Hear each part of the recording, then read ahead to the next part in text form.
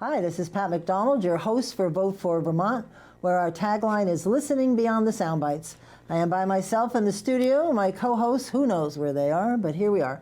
My guest tonight is Mike Caribou, who I think I've known for a long time. Yes, we do have an association all the way back to the Department of Motor Vehicles. There you go. My history keeps catching up with me. Mike is here to talk about a very interesting topic, and a very sad one, actually, if I may use that word. It's about timber thefts. Mike, welcome to the show. Glad to be here. Thank you. So why don't you just start off by letting people know a little bit about you and your background. Okay, well, I was born in Montpelier, Vermont. I lived here most of my life, except the 4 years that I was in the Navy. When I got out of the Navy, my father and I jointly opened Caribou's Gulf on Berlin Street, which we ran together for years until he retired, along with my mother. And from then on, I ran the station myself with the help of good friends.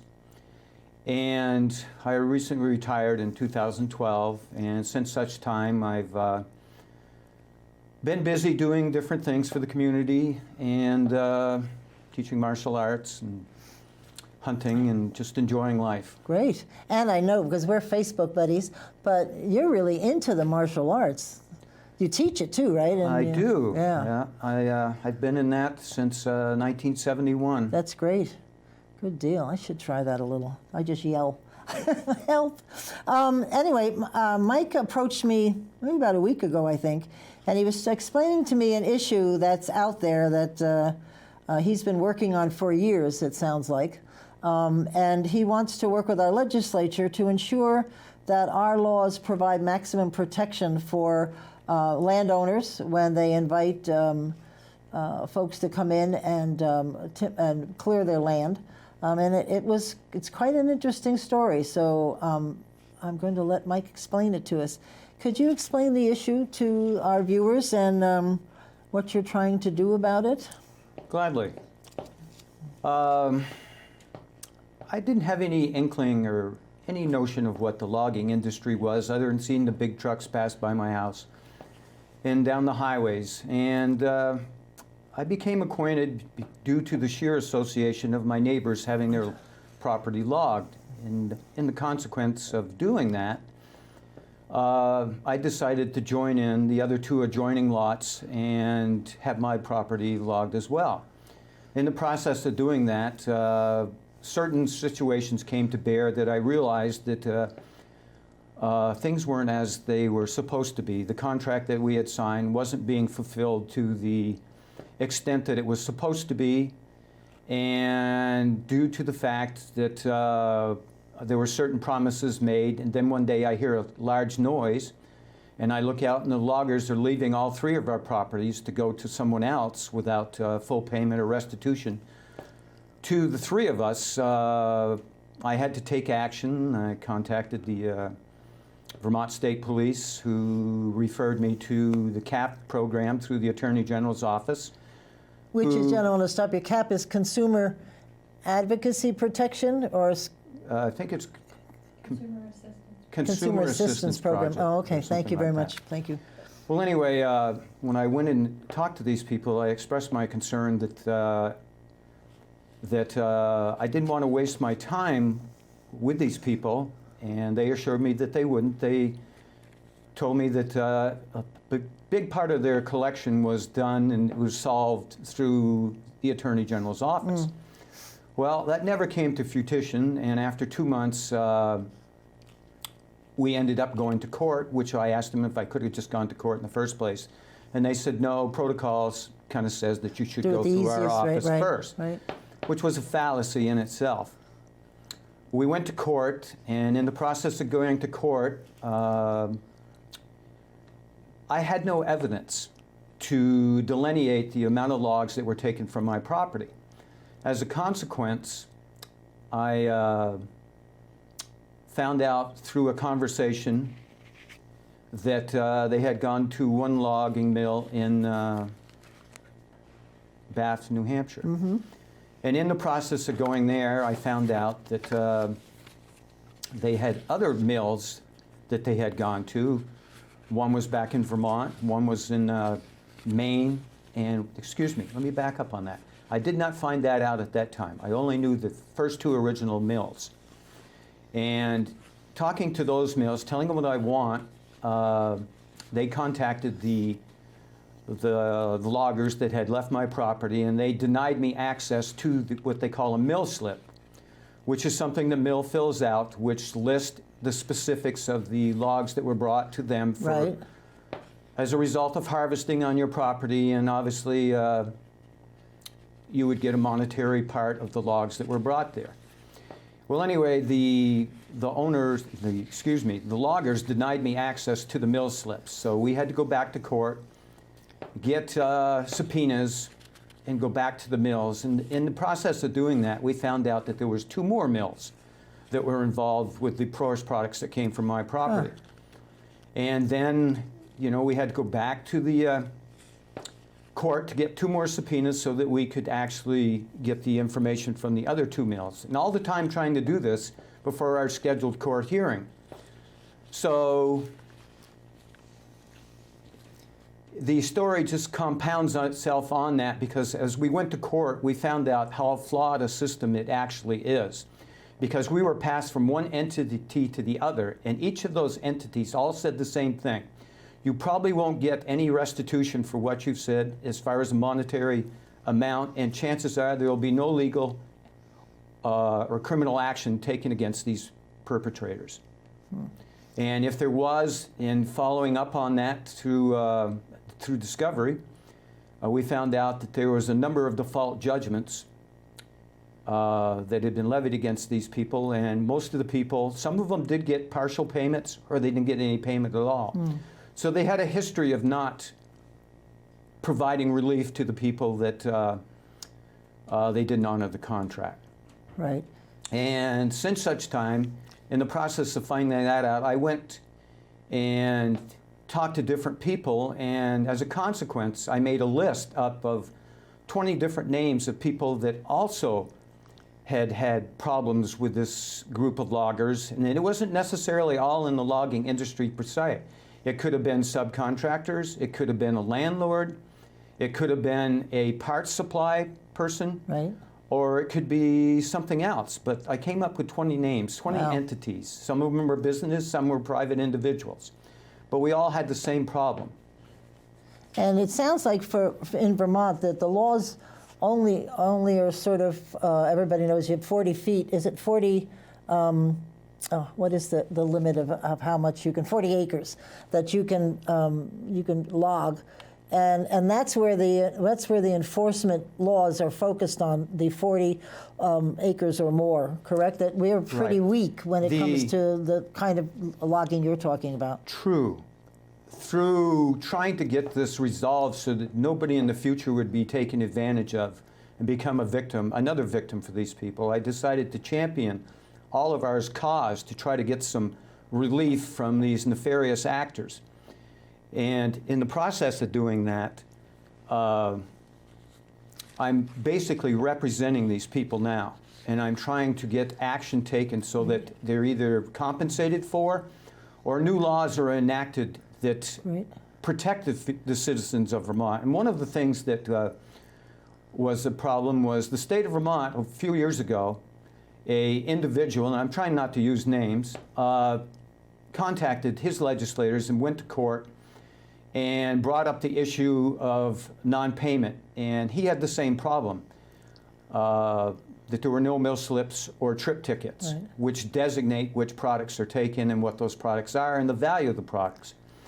So he went there and he tried to propose legislation that these new bill would include mill slips and trip tickets. But because of the lobbying industry for the different forest products groups that are in Vermont, that was shelved because they felt it would be an infringement, slowing down the installation, not the installation, but the starting of logging on a particular site, plus the excessive paperwork that would be encompassed, and it might put loggers out of the business.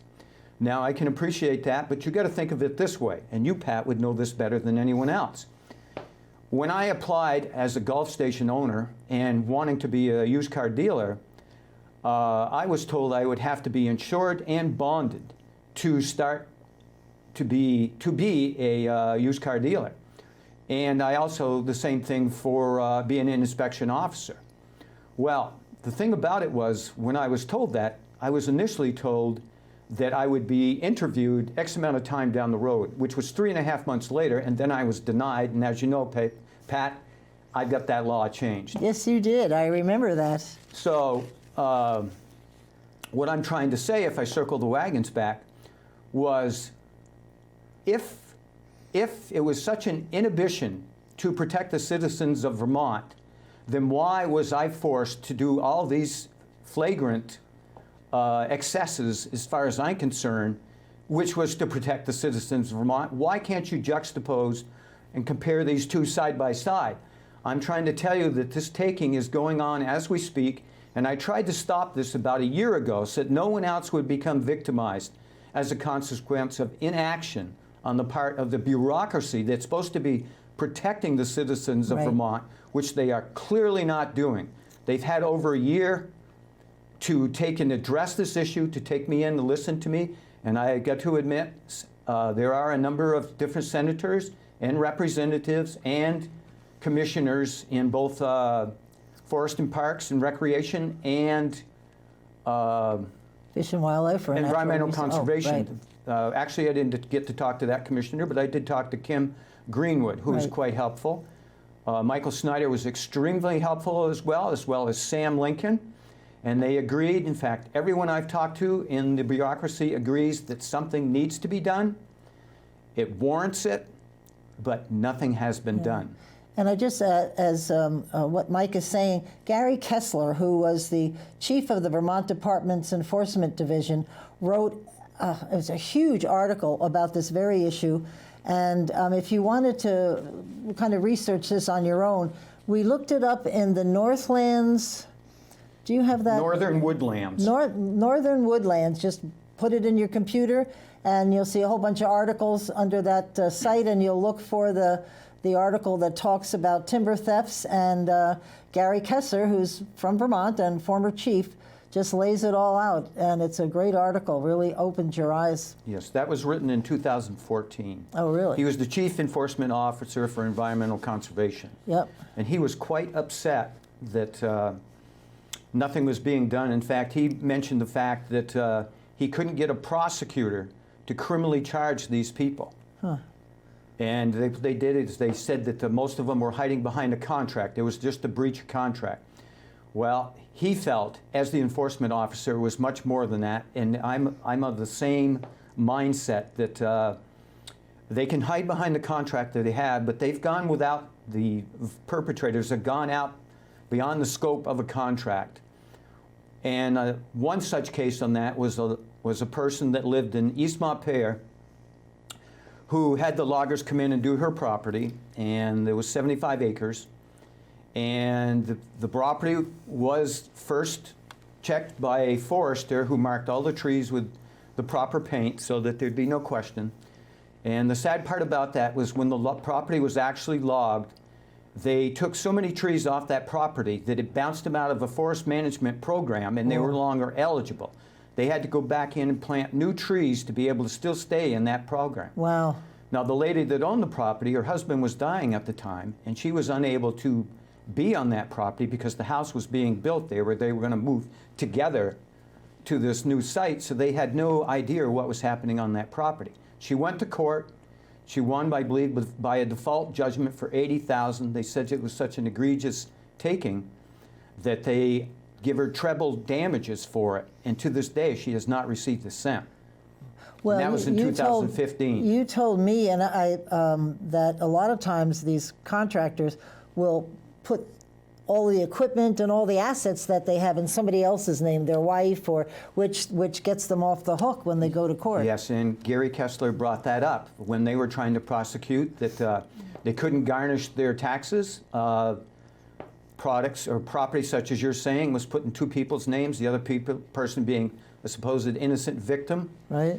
And the houses that most of them lived in are below the minimum, so that they can't be attached. And there's a certain things that you can legally attach and certain things that you can't. And they have managed to escape paying back the amount of wood products that they should have gotten from their problem. Now, a lot of people say, like on this person, it was $240,000, the award, that she was promised $80,000. Well, excuse me, she wasn't. She was promised to be paid for the products that came off the property, and it was supposed to be around $80,000, which the forester reinforced.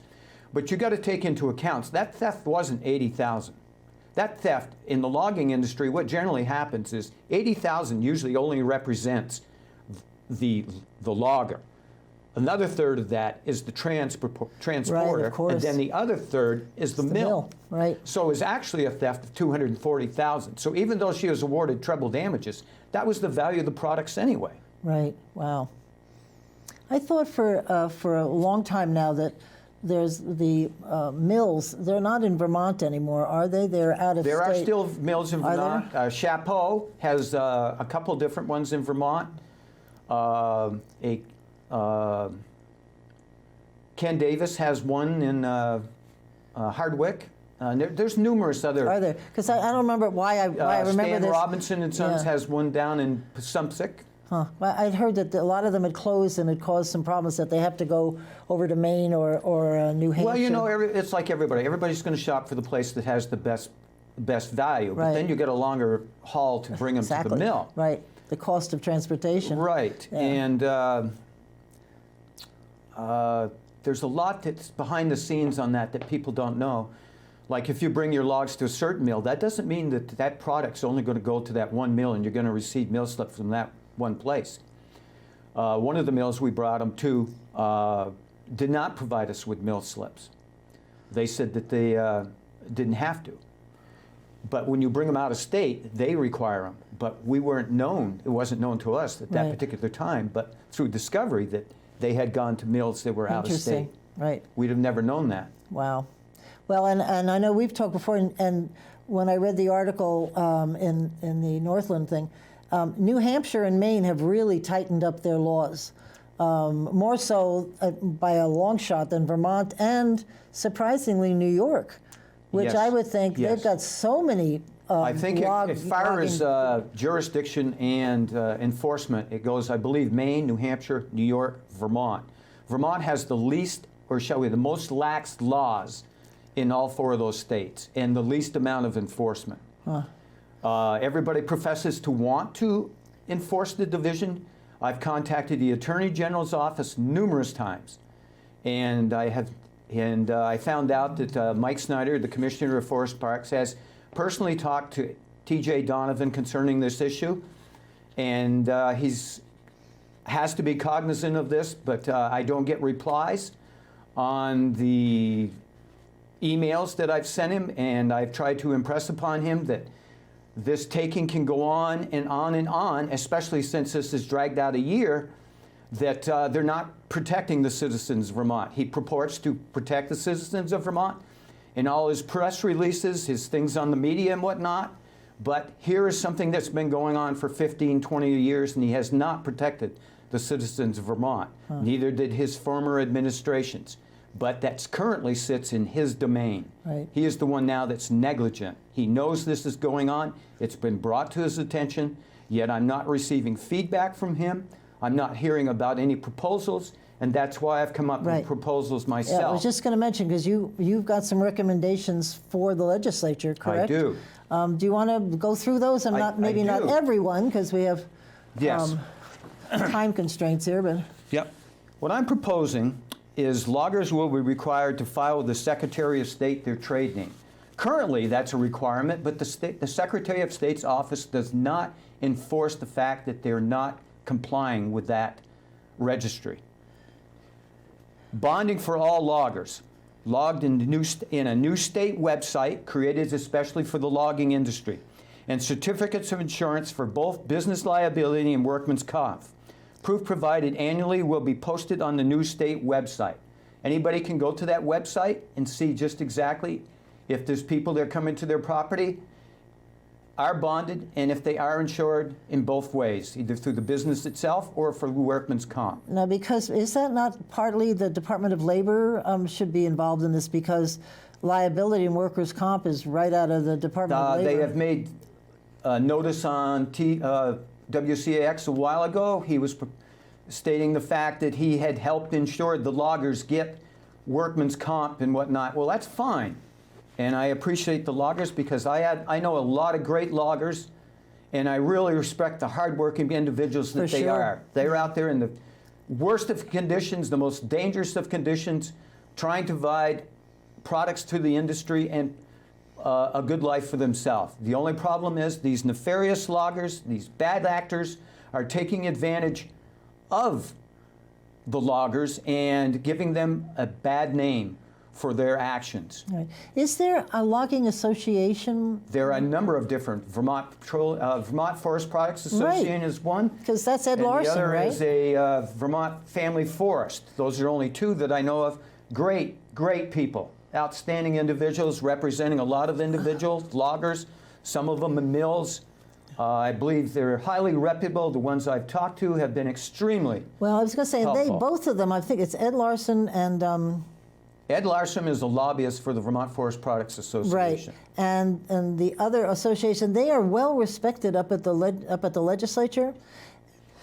And I would see them, getting involved with this discussion. Well, they have. The Vermont Forest Products Association, at the meeting that I went to and I was invited to speak, everyone was extremely receptive to what I had to say about what had been taking place in the Right. logging industry and supported me in my endeavors to help straighten this out. In fact, Sam Lincoln was at this particular meeting, and he himself came up to me and said that he felt that what I was doing was a noteworthy ambition. Great. And that he would try to support me, and if I could contact him and come in and talk to him, he'd be very receptive to helping me with this issue. Well, I'm glad to hear that because they are really well respected up at the He legislature. is an outstanding man, and I had a meeting set up once with Mike Snyder and Sam Lincoln and Dave Wilcox. And they, at that meeting, I kind of jumped in with them that they had allowed this to go on, and that's when they explained to me that they are not the enforcement division. They provide information to the entities that are the Right. enforcement division, who it's their responsibility to enforce the laws, and that all they are is an information provider. Right. But That's he to was the environmental section within Yes, the ANR. environmental conservation is the legal arm for for the natural resources Right. division. And in that discovery, I found out that, and this coincides with what I'm going to be talking about here, is they used to, the forest wardens themselves used to go out to these different loggers' sites and tell them that they were in violation of certain AMP, accepted management practices, which is water quality regulations for the state of Vermont. In the process of doing that, they found out that they were actually fearing for their life. They were threatened by the loggers that were up north, not only at the logging location, but at home. Consequently, they moved to the sheriff's department to have them to do this. And Gary Kessler reinforced this thing too, that the sheriffs backed out as well, would not go to serve those people. They finally had to have the game wardens and the Vermont State Police go and serve these people for fear. And then come to find out, I guess these people had different assaults, domestic as well as on landowners too. So Must have been at it a while, right? yes, Few and years. they are still continuing. A few months or a few years ago, they were noted to be in Essex, and it was on TV that they had taken advantage of another Vermont citizen. Wow. So you had mentioned a little while ago, and we didn't really highlight it. You said a new state website. What you're proposing is that the state develop a new, and Exactly. that would probably be out of the way of the Secretary of State's or the Environmental Conservation. Well, I figured it was in Forest Parks. I don't know who it is, but Yeah. whoever does it, they have to understand that there's a need for it. Because Right. if you don't have a mill slip and you don't have a trip ticket, you're not provided with those, and you go to court, you have no evidence to Right. substantiate Right. what products were brought to the mill from your property. And like the ones that we were provided for did not say my name. They just said Plainfield. And it was the same thing for the two adjoining properties, although one of them did have their name on it, I do believe. But when it came to court, when the judge was trying to find for evidence, the mill slips said Plainfield. They did not designate my name or my two neighbors' names. So I'm assuming somewhere in this recommendation, you're going to be recommending that the mill slips be complete and be mandatory to give to you, the landowner, right? Exactly. Yeah. And the other part of it is I wanted on this thing to have it written online if these particular people had any felonies and or convictions Right. to be posted on this website as well. And there needs to be, as I said, a fundamental change in the sharing of information between truckers, loggers, mill operators, and landowners. Right. All are equal shareholders in any particular logging operation. The amount of loggers paid can remain confidential, but a summary of products harvested needs to be made accessible to the landowners. I propose a state-sponsored website to ensure clarity for all the above.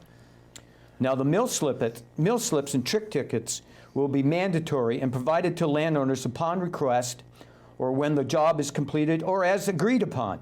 No subpoena will be required to obtain this information. Right. I'm surprised you would want to get that, and why they said no, they didn't have to, or why didn't they give it to you, I guess? The mill operators said that the confidentiality agreements, as far as they were concerned, was what restrained them from providing me with that information. But if you think about it, they only own a third of what was happening here. Right. It's divided between the loggers, the transport, and a fourth if you look at it. I can't imagine that's confidential. Yeah, that's as much stretch. my information as it is any of the others. Yeah. And then the court will provide the Department of Forest Parks with information concerning judgments and convictions and place this information on the new website disclosing court actions. Also on this site, loggers will provide on a daily basis a list of all wood products harvested, number of loads, to which mills the products were taken. The information will be posted daily on the state website for landowner access.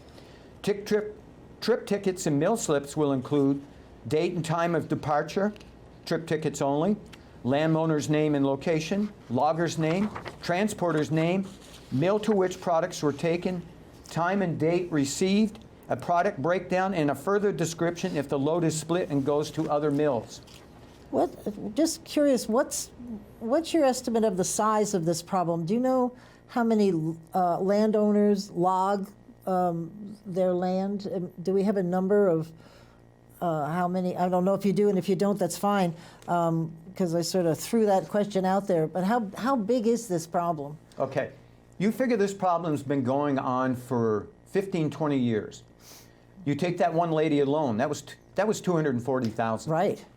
That isn't cheap. No.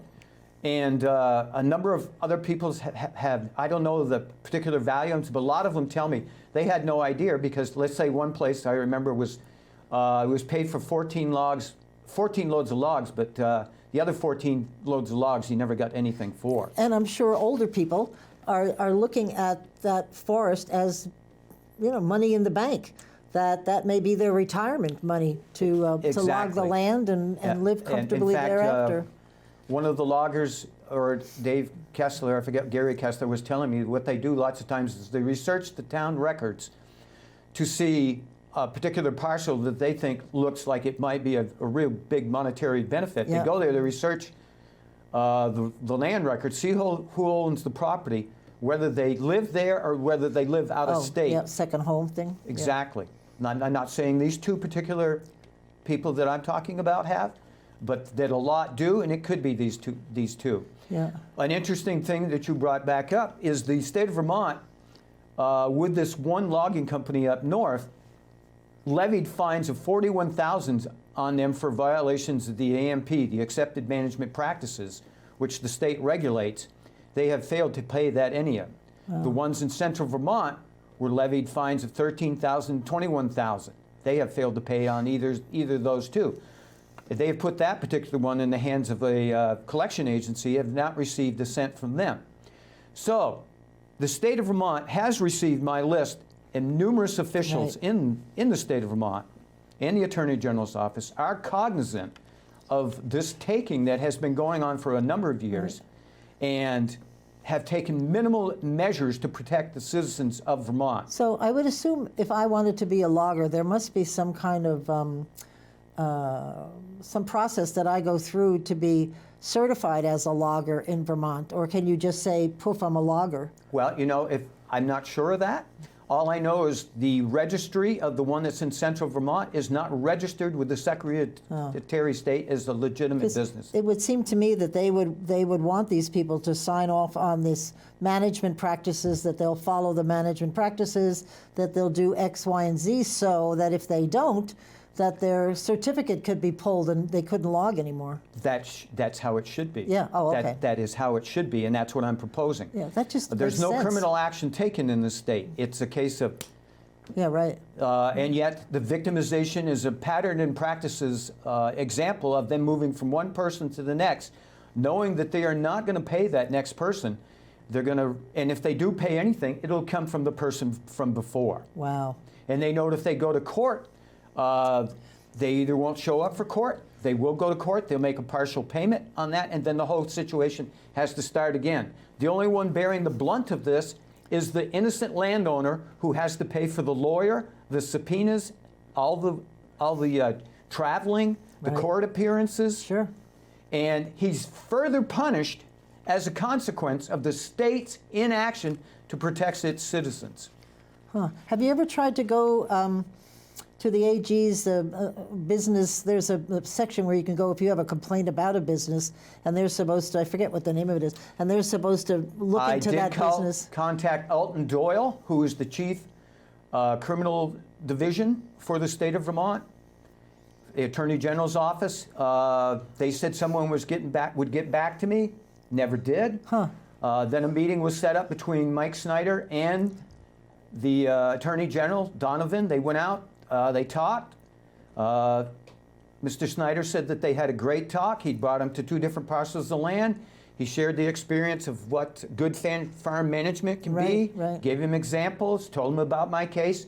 I have yet to hear a word back from him. The only thing I do hear is he ensured that the loggers get workman's comp. But he isn't protecting the citizens of Right. Vermont. That's a flagrant violation of his oath to protect the citizens of Vermont. Interesting. Very interesting, Michael. So what are you doing with this recommendation? You've talked to 2 legislators. Are you bringing this to their attention and maybe getting somebody to sponsor a bill? I have brought it to a number of representatives, Janet Ansel, Mariana Gramage, Senator Ann Cummings, Senator Polina. They are cognizant of what's doing. In fact, Senator Cummings said that she was passing it on to Mark McDonald. Oh, Never heard excellent. back from Yeah. him. Everyone seems to say and openly state the fact is in lax enforcement. All 4 of those legislators I told you, in their emails back to me, have come right out and said that the reason we're here is because of lax enforcement. But it sounds to me that it's not the enforcement, it's the laws that are not in place that they can enforce. Well, I think it's a case of both. Okay. I think it's a case of both. And it's in the judicial system itself. The courts are obviously cognizant of the fact that these repeated people are coming back to court multiple times for logging infraction, not logging necessarily, defrauding or theft or whatnot, or breach of contract, as they say. Repeat offenders keep coming back and back, yet nothing is done about that. That should send red flags everywhere Right. that you're not protecting your citizens. If you were, something would be happening. Because trees are really vital to Vermont and They are. who we With all are. this carbon tax stuff, Yep. you would think they'd be out there. I mean, how can this happen when the most valued thing in the state of Vermont, the Exactly. reason we have the least amount of emissions, is because we have such a great forest. Right, And exactly. it's managed well. Right. But and as we said before, there's a lot of legislation around the 40-acre cutting. Yes, in correct? fact, Right. Environmental Conversations Enforcement Division can only act on parcels of violations of 40 or 40 more. acres or more, Right. or violations of the AMP. The problems that happen between landowners, mills, And everything outside the scope of those two different things are put on the burden of the landowner. Here's one thing you might be interested to know. If a violation of the AMP happens on your property and they can't get the logger to pay for it, you become indebted to repairing your own property on top of the fact that you Whoa. probably didn't get paid. So you have just incurred insult to injury because the state of Vermont isn't willing to protect its citizens. and that could cost beaucoup bucks. It not only, yes, it does, because Yeah. then that is levied onto the citizen who is probably not cognizant of the fact when that logger comes in that if there is a violation, that's going to end up in his seat. This has to be fixed, Michael. It does. And it's been going on for 15, 20 years. Well, after you leave here, you got to go to those legislators. I know a couple of them, but I'd be curious to hear what they have to say. Last night I talked to Christopher Bray. Yeah, He was at the Sportsman's Caucus at the State House. Right. He was cognizant of the fact that there were bad actors out there. He knew that there was a need. He listened very attentively to what I've said. He showed concerned interest for what I had to say, and he asked for documentation, and I provided him this last night with the brief background. good. I can't actually say brief because I tend to talk a lot. I did provide him with my proposals for new legislation, my logger's friend or foe letter, which was sent to the Attorney General's office and all the different legislators that would great. listen to me, and my copy of what was going to happen here tonight. That's great. That's great. So you also have, I thought that letter that you, was it your letter that said friend or foe? Was that something you wrote? 'Cause Yeah. that was interesting. Yeah, that is in great detail, and it substantiates my claims on the number of victims that have been taken as a consequence of failing to protect the citizens of Vermont, either in the judiciary end, the court end, or the legislative, the actual divisions in state government. That's great. Can people get a copy of this somewhere? Because that's a good The document ones, too. I can't, they could probably get a copy of this, but it lists the names, the actual names of the defendants. Oh, okay. So I don't want to put this out Yeah, at this right, time. right. I'm waiting for action to be taken. They can expose the people. Yeah. I just soon not say that Yeah, now. no, I'm Protect right you, with you. I'm right with protect you. myself. Yeah, exactly. The listing of the 20 different people that have been victimized are there. Yeah, right. And not only are they there, the amounts that they were victimized for, the telephone numbers, their address, what court action was taken, what docket number. Right, yeah. They have the information to investigate it. And I was told that their one of their chief enforcement officers' deputies was going to investigate this and get back to you. I have yet to hear anything, and that went out in August, I believe. You also were asking, which you and I talked a little bit, that this may not happen, but some additional officers out really investigating. Yes. I can't honestly imagine in this day Yes. and age that they would add, but Foresters are not versed in enforcement. Yep. They don't have the background. They don't carry weapons. And they shouldn't have to right. be put in such a situation that they're afraid for bodily injury either to themselves or their family Right. as a consequence of upholding Vermont's regulations. Right. And what I want propose is a new enforcement division. And I've brought this to the attention of people that will listen to me, maybe not necessarily do what I've said, but New Hampshire has specifically told me through their enforcement division, I can't remember the gentleman's name, I've probably got it here someplace, that if Vermont would institute legislation or move on helping its citizens, that New Hampshire would join in and help Vermont solve this problem. Wow. That was the Northern Region's supervisor. There you go. And yet Vermont has still failed to do anything. So it's a, I don't want to say a bogus lie, but it's a case of looking for public opinion and all the other things that they do, but something that has gone on unchallenged for years Right. still goes on, and it's punishing the citizens of Vermont. And like you said, veterans and senior citizens seem to be Right. the ones that are carrying the blunt of this. Well, you always hear about farmers in particular, that land is their retirement, the land and the house, and so if they're not getting compensated for... It's their nest egg. A lot Right. of people have not harvested their wood products, waiting for the forest to fully mature, Right. so that they'll get the top dollar, and they may not have had the best 401k plans sure. or whatever Right. all those different things are.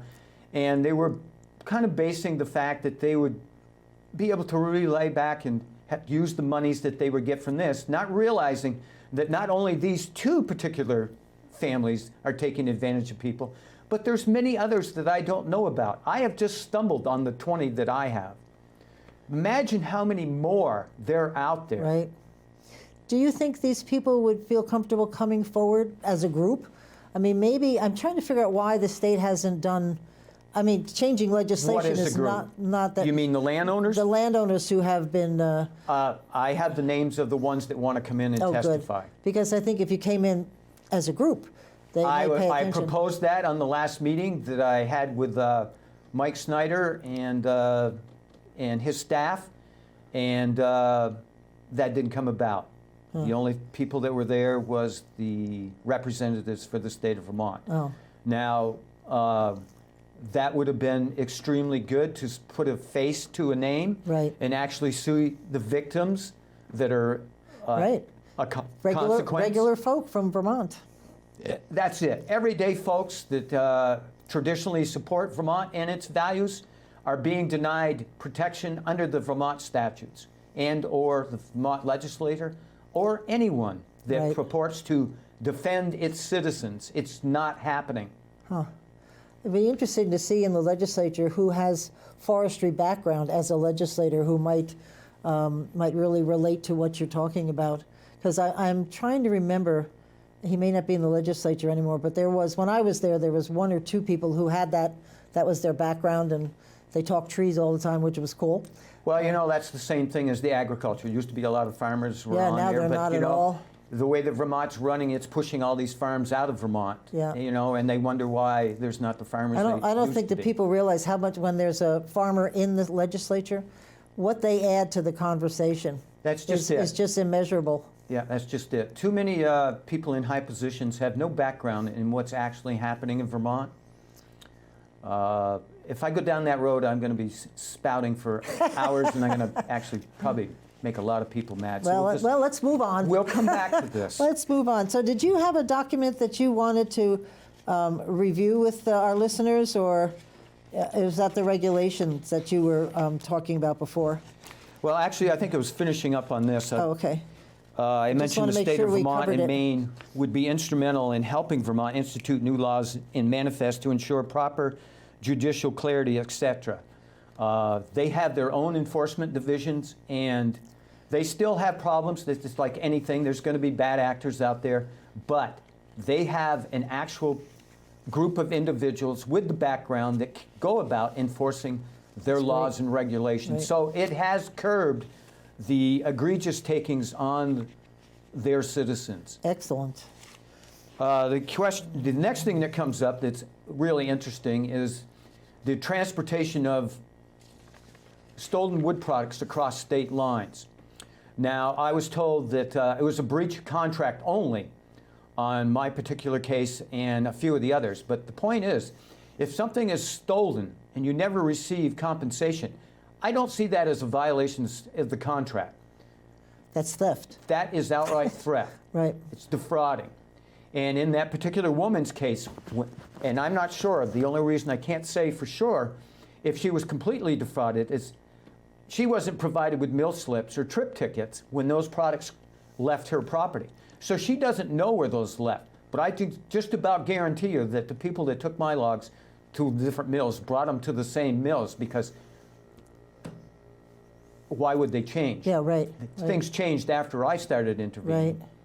But so that's the case, and she never was paid anything, and they went beyond the limits of the trees that were flagged by the forester and took trees outside the scope of the contract, Yeah. then it does violate interstate theft. Because I bet sometimes they must go over the boundary line and go into your neighbor. Because I'm just thinking of, we have 24 acres, and I've tried so many times over the years to walk The boundary the line. boundary lines. I get back there, so wonder I haven't gotten lost. You are encouraged as a landowner to walk the boundary lines with the people that are going to do the logging and mark the lines so that there's no infractions. Yeah.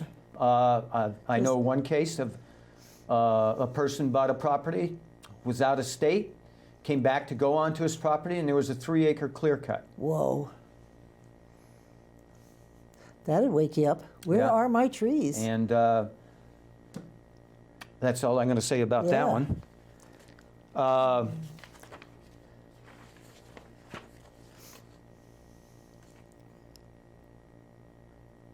One thing I found interesting that Gary Kessler said, that he says, they're not loggers. He said, they are outright criminals.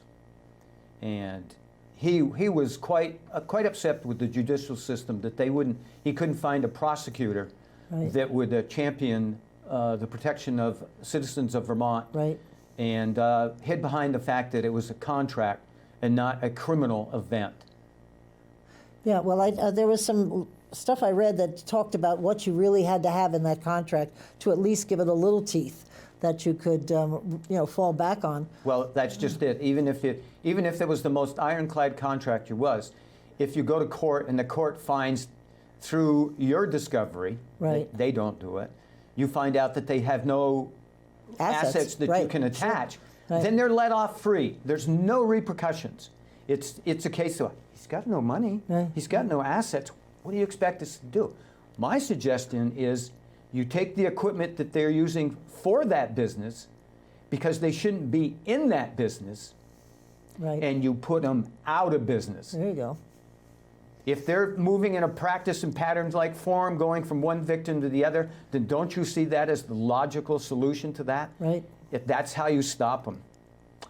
My last, I don't know how much time you Oh, got we've left. got some time. Go ahead. Okay, one thing that I wanted people to keep in mind is the state requires used cars dealers to be bonded and insurers to operate their business. Daily records are scrutinized as well, not to mention the documentation of Vermont state inspections. That was when I was at the station, I ran a station on Berlin Street, and I did inspections in used car dealership. There was quite a bit of paperwork that came down.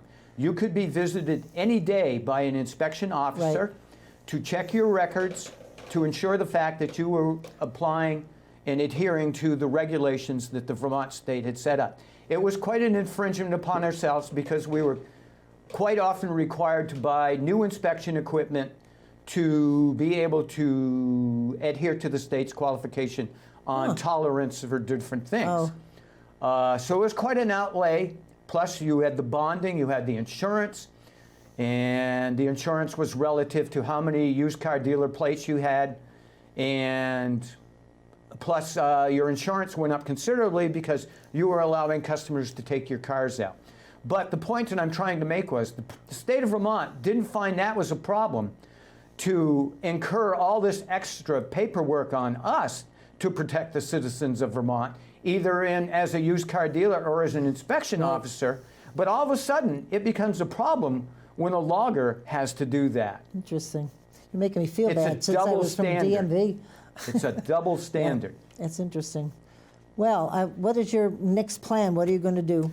Well, Because it's a little late in this. and it's only a little late because the people that I went to for help did not do anything to actually move a bill through Right. that would have actually protected the citizens of Vermont. And they've had more than ample time to have put it on this year's docket, so it would have been there in place to prevent future people from being taken advantage of. Well, I found in one bill that we were tracking this year that if instead of giving them 2 pages of legislation, if you pick a couple of things that would get the ball rolling and get that through, you've had the discussion, so it's not going to be a new discussion with them next year when you try to add some more stuff on, and do it in incremental steps. I agree with you completely on that, Pat. And you would think, since I've been doing this since I think it was January or early February that we filed, and I started the action of going to the state police and all Right, those, right. and then contacting the Attorney General's office, who did not inform me that they had a criminal division. Oh, sure. They ran me through the gauntlet of being something that could be solved through their action or court action, only to find out that that's a misrepresentation of justice, because they knew quite well that there wouldn't be any restitution or criminal offenses taken against these. And just through talking to a former worker for the Attorney General's office who referred me to Alton Doyle, did I find out, or was made reference to the fact that they had a criminal division who still has yet to act on it. And that started in August, that they were made cognizant of this, yet there has been no feedback to me other than the Commissioner of Forest Park saying that he had met with the Attorney Generals and they had a good time. Yeah. But that good time does not protect the citizens of Vermont. Right, right. Got your work cut out for you. No, actually, I think anybody hearing this has their work cut out for them. Anybody that's a responsible legislator or a representative of the judicial system, it's up to them to champion my cause and the cause for all those already injured and future victims of the state of Vermont. That's who this is sitting on. That's whose shoulders it should be on, not me, the innocent citizen. You are here to protect me, not me protect you. Great way to end the show, Michael. Thank you very much. You're welcome. You've certainly opened up a door. I hope Thank so. you all for tuning in. We'll see you next week, and in the meantime, keep listening beyond the sound bites.